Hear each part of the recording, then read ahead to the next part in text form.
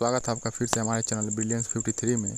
तो जैसा कि आपको पता है, हमने सामाजिक अध्ययन में पंचम प्रश्न पत्र में हमने इसके प्रीवियस लेक्चर नंबर 11 में हमने प्रश्न नंबर 15 तक लघुत्तरीय प्रश्नों को पढ़ा था। तो चलिए आज के इस वीडियो लेक्चर को हम लोग स्टार्ट करते हैं। स्टार्ट करने से पहले आपको नोटिफिकेशन देना चाहते हैं, इस वीडियो के डिस्क्रिप्शन बॉक्स में टेलीग्राम का लिंक है। टेलीग्राम से जुड़ के वहाँ से आप लोग PDF प्राप्त कर सकते हैं। Paper first, paper second, paper third, paper fourth का प्लेलिस्ट लिंक है और सीटेट के कुछ इंपॉर्टेंट टॉपिक के प्लेलिस्ट वाले वीडियोस हैं, आप लोग जाके देख सकते हैं। PYQs model paper first semester के और बहुत सारे क्वेश्चन पेपर संपूर्ण हल सहित दिए गए हैं। तो चलिए आज की इस वीडियो लेक्चर को बिना किसी देरी से स्टार्ट करते हैं। जल्दी से इस वीडियो को लाइक शेयर सब्सक्राइब अपने फ्रेंड्स के साथ, डायरेक्ट प्रशिक्षुओं के साथ शेयर कर दीजिए ताकि उन्हें भी अब एग्ज़ाम आने वाला है, अच्छे से तैयारी हो जाए। चलिए प्रश्न नंबर 16 पढ़ते हैं। त्रिरत्न और अष्टांगिक मार्ग क्या है? ठीक है, तो त्रिरत्न और अष्टांगिक मार्ग क्या है, यह किन से संबंधित है, लिखिए। ठीक है, ये प्रश्न 2019 में पूछा है। तो त्रिरत्न देखिए क्या है, तो जैन धर्म में त्रिरत्न है। ठीक है, सम्यक विश्वास, सम्यक ज्ञान, सम्यक आचरण। तो जैन धर्म में आपके त्रिरत्न है। क्या हो जाएगा? सम्यक विश्वास, सम्यक ज्ञान और सम्यक आचरण। इस त्रिरत्न के पालन में जैन विश्वास रखते हैं। तो जो भी जैन धर्म के मानने वाले हैं वो त्रिरत्न में विश्वास रखते हैं कि सम्यक विश्वास, सम्यक ज्ञान और सम्यक आचरण में त्रिरत्न जैन धर्म से संबंध रखता है। ठीक है, तो त्रिरत्न आपका जैन धर्म से संबंधित रखता है, यही आपको पूछा था प्रश्न में। और त्रिरत्न ने पूछा था क्या होता है और किन से संबंधित है, तो त्रिरत्न आपका जैन धर्म से संबंधित है और सम्यक ज्ञान, सम्यक आचरण और सम्यक विश्वास आपके त्रिरत्न हो गए, 3 रत्न हो गए। ठीक है, अष्टांगिक मार्ग देखिए, अष्टांगिक मतलब होता है 8 मार्ग।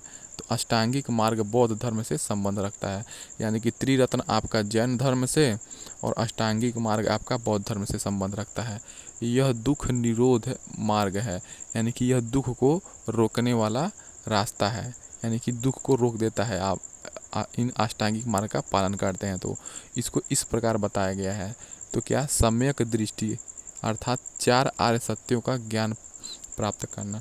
तो सम्यक दृष्टि का मतलब हो जाएगा 4 आर्य सत्यों का ज्ञान प्राप्त करना। ठीक है, दूसरा सम्यक वचन अर्थात सत्य बोलना, यानी कि हमेशा सत्य बोलना।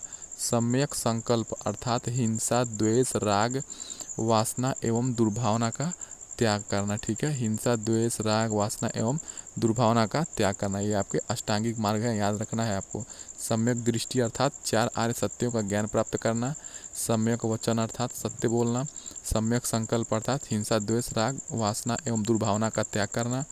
सम्यक कर्म अर्थात विषय वासना से रहित कार्य करना। ठीक है, तो विषय वासना से रहित कार्य करना है आपको, ये आपके अष्टांगिक मार्ग में बताए गए हैं। तो सम्यक जीविका, तो सम्यक जीविका में आपका आ जाएगा प्रत्येक जीव को अपने परिश्रम तथा ईमानदारी से ही धनोपार्जन करना चाहिए। ठीक है, सम्यक व्यायाम अर्थात शुद्ध विचार ग्रहण करना। सम्यक स्मृति अर्थात मन, वचन एवं कर्म की प्रत्येक क्रिया के प्रति सचेत रहना, तो आपकी सम्यक स्मृति आ जाएगी। सम्यक समाधि अर्थात चित्त की एकाग्रता। इस प्रकार आपके बौद्ध धर्म में 8 मार्ग हैं, ये दुख को दूर करने के उपाय हैं। सम्यक दृष्टि, 4 आर्य सत्यों का पालन करना, सम्यक वचन, सम्यक संकल्प, सम्यक कर्म, सम्यक जीविका, सम्यक व्यायाम, सम्यक स्मृति, सम्यक समाधि। देखिए प्रश्न नंबर 17 क्या है, देखिए आपको इसी प्रकार के लघुत्तरीय प्रश्न पूछे जाएंगे आपके सामाजिक अध्ययन में।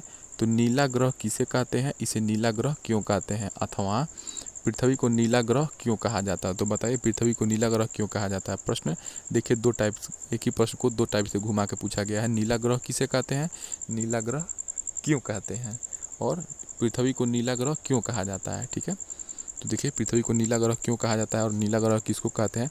तो हमारी पृथ्वी भी क्या है, एक ग्रह है। यह दूरी के क्रम में सूर्य से तीसरे स्थान पर स्थित है। ठीक है, बुध, शुक्र, पृथ्वी तीसरे स्थान पे है आपका। आकार में यह सौरमंडल का 5वां सबसे बड़ा ग्रह है। तो पृथ्वी हमारा जो है सौरमंडल का 5वां सबसे बड़ा ग्रह है। यदि पृथ्वी सूर्य के अधिक निकट होती, यानी पृथ्वी अगर सूर्य के अधिक निकट होती तो बहुत अधिक ताप के कारण यहाँ पर जीवन संभव नहीं होता, और यदि सूर्य से अधिक दूरी पर होती तो भी अधिक ठंड के कारण यहाँ कोई जीवधारी जीवित नहीं होता। यानी कि हमारी पृथ्वी एक बहुत निश्चित डिस्टेंस पे है, इसीलिए यहाँ पे क्या है, जीवन संभव है। ज़्यादा दूर रहता है तो ठंडी पड़ती, ज़्यादा पास रहता तो ज़्यादा गर्मी होती। यानी कि दोनों स्थितियों में आपका जीवन के लिए अनुकूलित नहीं रहता। पृथ्वी एकमात्र ऐसा ग्रह है जहाँ जीवन है, ठीक है। तो पृथ्वी एकमात्र ऐसा ग्रह है जहाँ पे जीवन है, और किसी ग्रह पे जीवन की खोज नहीं किया गया। हो सकता है कि किसी ग्रह पे जीवन हो, लेकिन अभी तक वैज्ञानिकों ने पता नहीं लगा पाया है। जीवन हेतु उपयुक्त दशाएं केवल हमारी पृथ्वी पर ही उपलब्ध हैं, ठीक है। तो जीवन से उपयुक्त जो भी दशाएं हैं वो हमारी पृथ्वी पे ही उपयुक्त है। और भी कहीं होंगी, एलियंस वगैरह होंगे, लेकिन अभी तक वैज्ञानिकों ने नहीं खोज पाया है। तो इस दृष्टि से हमारी पृथ्वी सौरमंडल में अनोखी है, ठीक है। तो हमारी पृथ्वी सौरमंडल में क्या है, अनोखी है। पृथ्वी पर जल की मात्रा अधिक है, ठीक है। लगभग आपका 70% 60% जल है। इस कारण अंतरिक्ष से देखने पर यह नीले रंग का दिखाई देता है। तो पृथ्वी क्यों नीले रंग का दिखाई देता है, क्योंकि पृथ्वी पर 60 से 70% जल है, ठीक है। इसीलिए ये सौरमंडल, ये अंतरिक्ष स्पेस से देखेंगे आप तो ये आपको नीला दिखाई देगा। बहुत सारे एस्ट्रोनॉट्स जो गए हैं चंद्रमा पे या किसी भी स्पेसशिप में बैठ करके, तो वहाँ से इमेज भेजे हैं, या नासा का जो अमेरिकी अंतरिक्ष स्पेस एजेंसी है वो भी पिक्चर जारी किया था पृथ्वी का। तो वहाँ से भी आप लोग जाके सर्च मार के देख सकते हैं। इसलिए पृथ्वी आपकी क्या है, नीला ग्रह कहा जाता है। तो ये आपके पृथ्वी को नीला ग्रह क्यों कहा जाता है। देखिए प्रश्न नंबर 18 देखिए क्या है। देखिए आप ये प्रैक्टिस कर लेते हैं तो एग्ज़ाम में बहुत आसान रहता है। तो प्रश्न नंबर 18 क्या है, चंद्र ग्रहण की स्थिति का चित्र बनाइए। तो देखिए चंद्र ग्रहण की स्थिति, देखिए चंद्र ग्रहण आपको कब लगता है, पूर्णिमा के दिन। तो पूर्णिमा के दिन जब सूर्य एवं चंद्रमा के मध्य पृथ्वी आ जाती है। जब चंद्र ग्रहण की बात करेगा तो तुरंत हम लोग ये रखेंगे, सूर्य और पृथ्वी के बीच में क्या जाता है, चंद्रमा आ जाएगा। तो जब पूर्णिमा के दिन जब सूर्य एवं चंद्रमा के मध्य पृथ्वी आ जाती है तो चंद्र ग्रहण होता है, लूनर इक्लिप्स होता है। तो चंद्र ग्रहण में पृथ्वी की छाया, ठीक है, चंद्रमा पर पड़ती है। जब पृथ्वी बीच में है तो क्या है, पृथ्वी की छाया चंद्रमा पर पड़ती है, और चंद्रमा पृथ्वी की छाया में छुप जाता है, ठीक है। चंद्रमा क्या था, पृथ्वी की छाया में छुप जाता है। यानी कि चंद्र ग्रहण के टाइम आपका देखिए ये सूर्य है, सूर्य का प्रकाश ऐसे मान लीजिए यहाँ से आ रहा है, ठीक है, और ये आपका पृथ्वी है। तो पृथ्वी से छोटी चंद्रमा है। तो पृथ्वी क्या करती है, जब ये छोटी है तो जैसे आप मान लीजिए यहाँ पे कोई बड़ा ऑब्जेक्ट रख दे रहे हैं, यहाँ से आप टॉर्च जला रहे हैं, तो इस बड़े ऑब्जेक्ट के पीछे जो छोटा ऑब्जेक्ट है ये क्या होगा, इस पर प्रकाश नहीं पड़ेगा तो ये आपका दिखाई नहीं देगा। तो उसी प्रकार आप लोग समझ सकते हैं कि पृथ्वी क्या करती है, चंद्रमा को ढक लेती है, इसीलिए छाया नहीं दिखती है, छाया में छुप जाती है। प्रश्न नंबर 19 देखिए क्या हो जाएगा। यातायात के प्रमुख नियम कौन कौन से हैं। तो देखिए यातायात के नियम कौन कौन से, कुछ नियम हमें जनरली पता होते हैं कि बाएं तरफ चलना चाहिए, सिग्नल जेब्रा क्रॉसिंग को देख के पार करना चाहिए रोड, ठीक है। हमेशा सिग्नल वाले को देख के हरी झंडी जब क्लियर हो तभी देखना चाहिए, उसके बाद आपको आगे बढ़ना चाहिए। तो सड़कों पर भारी यातायात के कारण आज प्रतिदिन हृदय विदारक दुर्घटनाएं हो रही हैं। इसलिए यातायात के नियमों का पालन करते हुए चलना बहुत आवश्यक है। आपका जीवन क्या है, बहुमूल्य है, जीवन का कोई मूल्य नहीं है, ठीक है। उसकी सुरक्षा करना आपका कर्तव्य है, ठीक है, आपका और हमारा सबका कर्तव्य है। तो सड़क पर चलने के सामान्य नियम निम्नलिखित हैं जिसका प्रत्येक व्यक्ति को पालन करना चाहिए। तो सड़क के बाएं ओर चलिए, तो हमेशा क्या होना चाहिए, सड़क के बाएं ओर चलिए। दूसरा हो जाएगा, सड़क पर यातायात नियंत्रण हेतु लगी हरी, पीली व लाल बत्तियों का ध्यान रखो और हरी बत्ती का संकेत मिलने पर ही चलो, ठीक है। बत्तियों के निर्देश का पूरा पालन करें, ठीक है। आपको पता है कि जो आपके रोड लाइट, सॉरी, ये आपके जो लगे होते हैं यातायात नियंत्रण के लिए आपके ट्रैफिक लाइट, देखिए ट्रैफिक लाइट में आपका मान लीजिए ये ग्रीन हो गया, ठीक है, ये ग्रीन हो गया, मान लीजिए आपके ट्रैफिक लाइट है, ठीक है। तो अब मान लीजिए ये आपका ये ग्रीन वाला हो गया, ये ग्रीन सिग्नल हो गया, ठीक है। उसके बाद आपका ये पीला सिग्नल हो गया, ठीक है, ऐसे रहता है ये पीला सिग्नल। उसके बाद आपका लाल बत्ती, उसके बाद अपना आपका ये लाल बत्ती। देखिए तो ये ग्रीन वाला इसका मतलब लाइन पूरा क्लियर है, आप जा सकते हैं। ये पीला मतलब थोड़ा सा भी वेट करिए, रेड मतलब एकदम खतरा है, अभी रुकना है। सड़क तभी पार करो जब हरी बत्ती जल जाए, जहाँ तक हो सके उसी स्थान पर से पार करो जहाँ सड़क पर पदयात्रियों हेतु जेब्रा के निशान हों।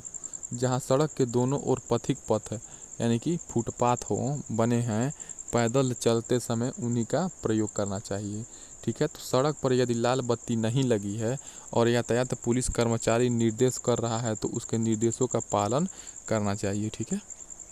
प्रश्न नंबर 20 देखिए क्या है, यातायात के साधन किसे कहते हैं। तो यातायात के साधन किसे कहते हैं आपको बताना है। तो आजकल हम लोग साइकिल, ठीक है, रिक्शा, ट्रैक्टर, बस, ट्रेन, टेम्पो आदि का प्रयोग करते हैं। ये सभी वातावरण के साधन नहीं कहलाते हैं, ये सभी आपके यातायात के साधन कहलाते हैं। जिन साधनों द्वारा एक स्थान से दूसरे स्थान पर व्यक्ति तथा वस्तुओं का आवागमन होता है उन्हें यातायात के साधन कहते हैं, ठीक है। तो प्रश्न नंबर 21 क्या हो जाएगा, प्रमुख यातायात संकेतों के बारे में बताइए। जो भी मेन यातायात संकेत होते हैं उसके बारे में तो कुछ आप बता सकते हैं। तो सड़क यातायात के प्रमुख चिन्ह क्या है, देखिए ये आपका रूखी सड़क का ये आपका प्रमुख चिन्ह है, प्रतीक चिन्ह है, ठीक है। ये जहाँ पे भी लगा होगा साइन बोर्ड पे आपको ये इसको रूखी सड़क मानना है। ये आपका बाएं मोड़, देखिए ये ऐसे बाएं मुड़ा है, ठीक है, तो इसलिए इसको बाएं मोड़। यहाँ गाड़ी खड़ी न करें, ये आपका नो पार्किंग का चिन्ह है, ठीक है। उसके बाद देखिए टेढ़ा मेढ़ा मोड़, ठीक है, टेढ़ा मेढ़ा मोड़ होगा मतलब दाएं साइड में, देखिए ये दाएं साइड है ना, इसका मतलब देखिए ये दाएं साइड है तो ये टेढ़ा मेढ़ा मोड़ है। स्कूल की देखिए एक बच्चा को प्रदर्शित किया गया है, तो ये आपका स्कूल का ये आपका बोर्ड है यातायात नियंत्रण वाला।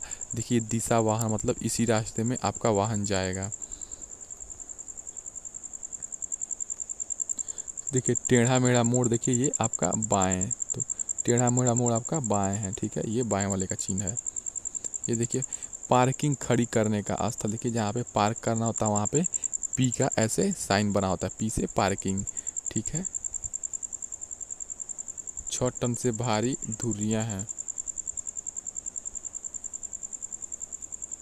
यानी कि जो भी 6 टन से ज़्यादा धुरियाँ वाले होते हैं वो लेके जाते हैं, उन्हें एक्सिस ओवर 6 टन से स्लो टू, ठीक है, ये आपका साइन हो जाएगा। खड़ी पहाड़ी, अगर खड़ी पहाड़ी है ऐसे तो आपका ये खड़ी पहाड़ी का चिन्ह हो जाएगा। मतलब जहाँ पे पहाड़ होता है, जहाँ पे पहाड़ क्या होता है खड़ा होता है वहाँ पे ऐसे चिन्ह लगा रहता है ताकि पहले ही आप सतर्क हो जाएं। दूसरी गाड़ी से आगे निकलना वर्जित, जब ऐसा चिन्ह रहेगा तो मान लीजिए कोई गाड़ी है उससे आप ओवरटेक नहीं कर सकते इस रास्ते पे, ये आपका दूसरी गाड़ी से आगे निकलना वर्जित वाला चिन्ह है। लेवल क्रॉसिंग आरक्षित, ठीक है, ये अब मान लीजिए लेवल क्रॉसिंग मान लीजिए रेलवे लाइन का क्रॉसिंग है। देखिए हेयर पिन मोड़, हेयर पिन मोड़ क्या हो जाएगा आपका बाएं, ये आपका देखिए हेयर पिन मोड़ आपका बाएं है, ऐसे चिन्ह रहेगा, ठीक है। चाल की सीमा, देखिए यहाँ पे स्पीड लिमिट दिया है, चाल की सीमा डिफाइनेशन प्लेट आपका ये स्पीड आपका देखिए 20 दिया गया है या 40 रहता है, नंबर 1 स्पीड लिमिट, ठीक है। फिर दाएं मोड़, देखिए ये दाएं मोड़ आपका ये दाएं मोड़ ऐसे दिया है, फिर बाएं मोड़ आपका ऐसे रहता है, ठीक है, ऐसे रहता है। तो इस प्रकार आपका ये देखिए यातायात के संकेत चिन्ह हो गए। आप लोग एक बार और सरसरी निगाह से देख लीजिए, एग्जाम में भूले ना।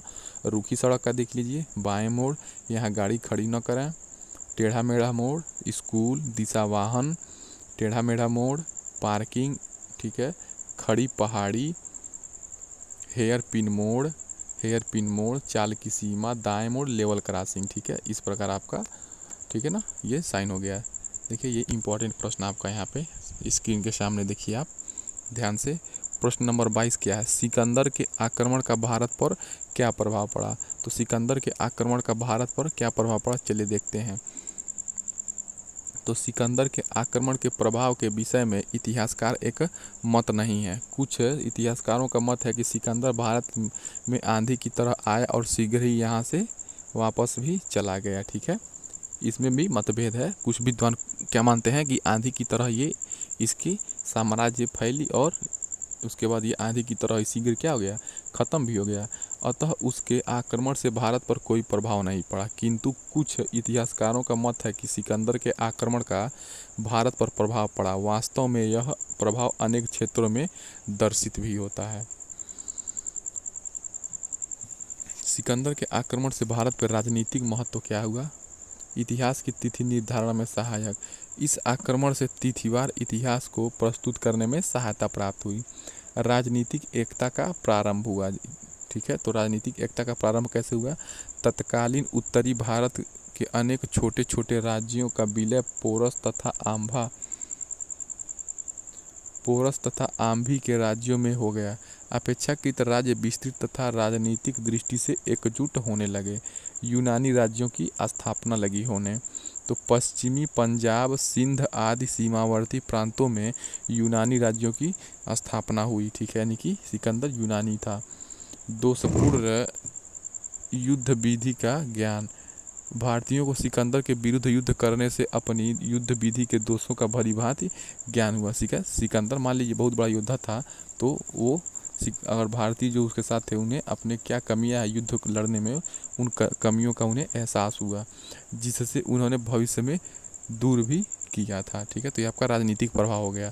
आर्थिक प्रभाव क्या पड़ा? तो नए मार्गों का ज्ञान हुआ। तो सिकंदर के आक्रमण से भारत पे नए मार्गों का ज्ञान हुआ। यद्यपि भारत के यूनान से पहले ही, ठीक है, यद्यपि भारत के यूनान से पहले ही संबंध क्या थे, स्थापित थे, किंतु इस आक्रमण से अन्य व्यापारिक मार्गें खुल गई। तो सिकंदर के आक्रमण से अन्य व्यापारिक मार्गें खुल गई। मार्गों में एक जलमार्ग तथा 3 स्थल मार्ग भारत, यूनान, ईरान आदि पश्चिमी देशों के मध्य थे। काबुल, बलूचिस्तान में सुल्तान दर्रा तथा जोडोसिया में से होकर जाने वाला स्थल मार्ग भविष्य में व्यापारिक दृष्टि से अत्यधिक उपयोगी सिद्ध हुआ। तो इस प्रकार आपका आर्थिक प्रभाव में नए मार्गों का ज्ञान हुआ सिकंदर के आक्रमण के वजह से। ठीक है, उसके बाद व्यापार को भी प्रोत्साहन मिला, तो ये आपके आर्थिक मदद मिला, यानी कि भारत और यूनान के मध्य व्यापारिक संबंध घनिष्ठ हुए। भारत गर्म मसाले, हाथी दांत आदि वस्तुओं का निर्यात तथा यूनान से कन्याओं का आयात होने लगा। ठीक है, सांस्कृतिक प्रभाव क्या पड़ा? कल्चरल इफेक्ट क्या हुआ? तो कुछ इतिहासकारों का मानना है कि सिकंदर की भारत विजय के फलस्वरूप कला, ठीक है, कला, भाषा, साहित्य, ज्योतिष, चिकित्सा आदि के क्षेत्र में यूनानी प्रभाव पड़ा। किंतु यह मत सही नहीं है, यह प्रभाव परवर्ती यूनानी संपर्क में था। तो इस प्रकार आपका सांस्कृतिक प्रभाव पड़ा, व्यापार को प्रोत्साहन मिला, नए मार्गों का ज्ञान हुआ, दोषपूर्ण युद्ध विधि का ज्ञान हुआ भारतीयों को, यूनानी राज्यों की स्थापना हुई। ठीक है, पश्चिमी पंजाब, सिंध जैसे सीमावर्ती प्रांत, ठीक है, राजनीतिक एकता का प्रारंभ हो गया। छोटे छोटे राज्य क्या हुए, विलय करके, टूट करके राज्यों में विलीन हो गया। और उसके आक्रमण से इतिहास की तिथि का निर्धारण हुआ कि सिकंदर महान के आक्रमण के इतने साल बाद, इतने साल पहले। तो ये इतिहास की तिथि निर्धारण में सहायक भी सिद्ध हुई। ठीक है, और इसमें भी क्या विभिन्न मत है, कोई इनको मानता है प्रभाव पड़ा और कोई इतिहासकार मानते हैं कि सिकंदर के आक्रमण से प्रभाव नहीं पड़ा। ठीक है, प्रश्न नंबर 23 देखिए क्या जाएगा। कर्क रेखा और मकर रेखा से आप क्या समझते हैं, यानी कि ट्रॉपिक ऑफ कैंसर और ट्रॉपिक ऑफ कैप्रिकम।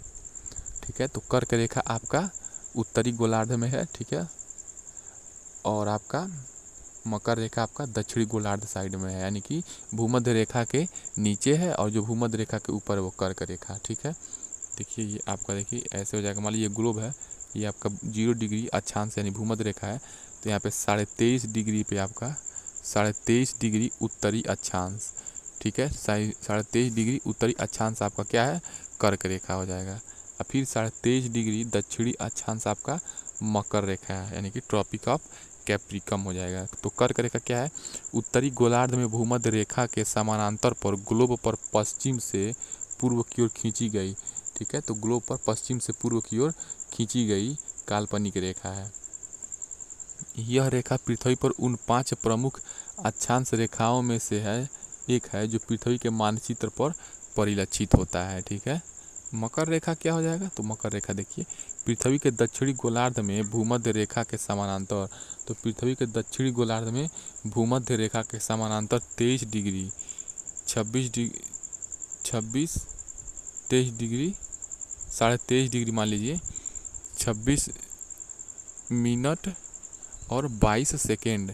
ठीक है, 23 डिग्री 26 मिनट 22 सेकेंड दक्षिणी अक्षांश पर, यानी कि जो आपका मकर रेखा है वो 23 डिग्री 26 मिनट 22 सेकेंड दक्षिणी अक्षांश पर ग्लोब पर पश्चिम से पूर्व की ओर खींची गई काल्पनिक रेखा को मकर रेखा कहते हैं। ठीक है, अब देखिए प्रश्न नंबर 24 क्या है?